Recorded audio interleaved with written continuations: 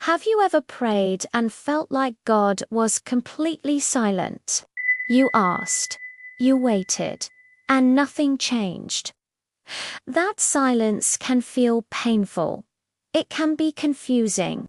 It can even be incredibly discouraging. Today, I want to help you understand what God is really doing when He seems silent. Because I want you to know, silence does not mean absence. Let's talk about the pain of God's silence. When God is silent, our minds can spiral. We start asking all sorts of questions. Did I do something wrong? Has God forgotten about me? Is my faith just not strong enough?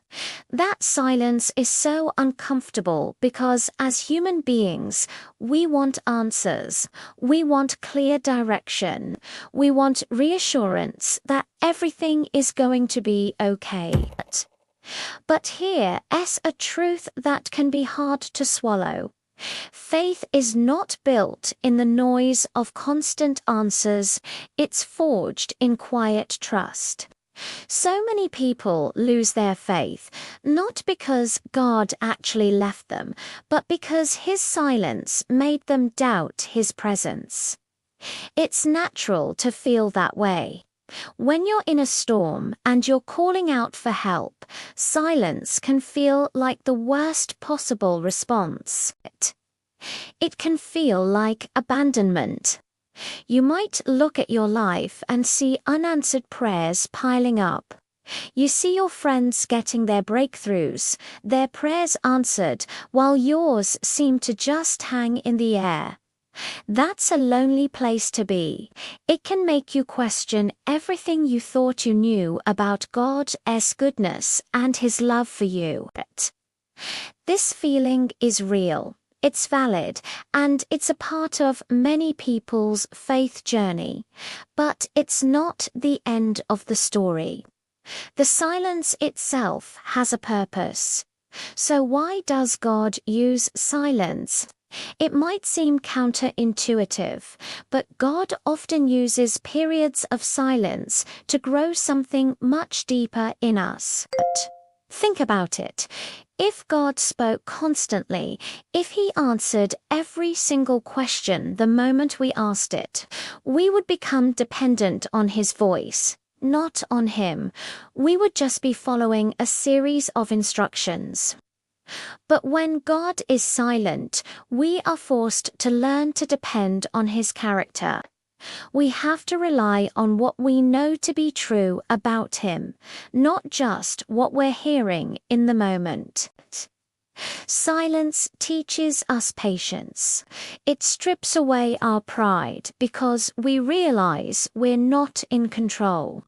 Silence has a way of exposing what we truly trust in. Are we trusting in God Himself, or are we just trusting in getting the answers we want? If God answered everything immediately, we would end up following the blessings, not the one who blesses. So please hear this. Silence is not a punishment. It is preparation. He is preparing you for what's next. He is building a foundation in you that is strong enough to hold the weight of the promise He has for you. Now, let's discuss what not to do when you're in a season of silence. Because this is where many people make mistakes that can set them back. It's tempting to try and force an answer. People rush into major decisions. They start looking for shortcuts because the waiting is too hard. They begin to lower their standards, thinking maybe their initial desire was too big or too much to ask for. Some people drift away from prayer altogether, thinking, what's the point? Others, tragically, walk away from their faith entirely. But a season of silence is not the time to quit. It is the season to learn to listen differently. It's a time to lean in. not pull away. One of the biggest traps is comparison. You look at someone else's timeline and wonder why yours is so slow. But God works personally, not publicly. He has a custom plan for your life. What God is doing inside of you during this quiet time cannot be measured by speed or by what others can see. Do not let the pressure to keep up cause you to abandon the process God has you in. So, what should you do in God's silence? The answer is simple, but it's not easy. You stay consistent. Keep praying, even when your words feel like they're hitting the ceiling. Keep reading His Word, even when it doesn't feel like it's speaking directly to your situation. Keep trusting, even when every feeling inside you wants to doubt. The season of silence is where your obedience matters the most. This is where your faith becomes real. It stops being an emotional high or something you do when it's convenient. It becomes a deep, unwavering commitment.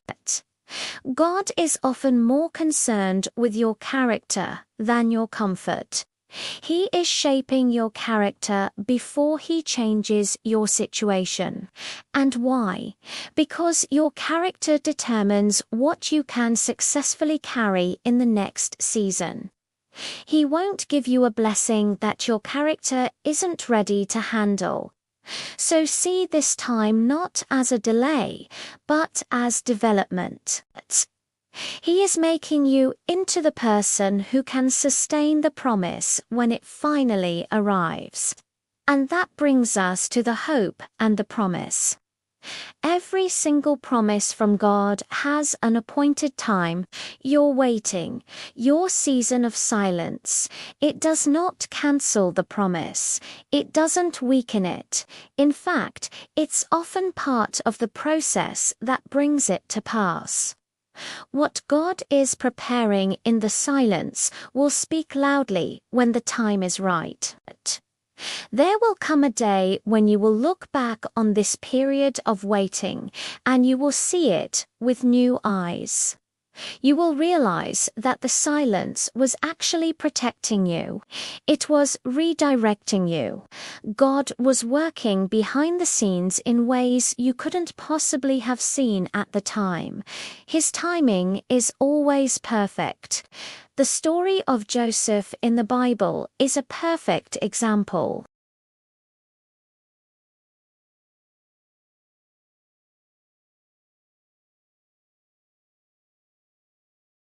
But in that silence, God was positioning him, preparing him to save an entire nation.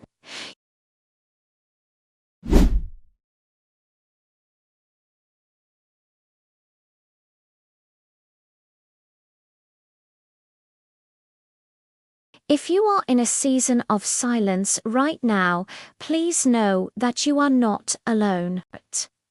So many of us have walked through this, or are walking through it right now. The key is to stay connected, stay encouraged, and stay faithful.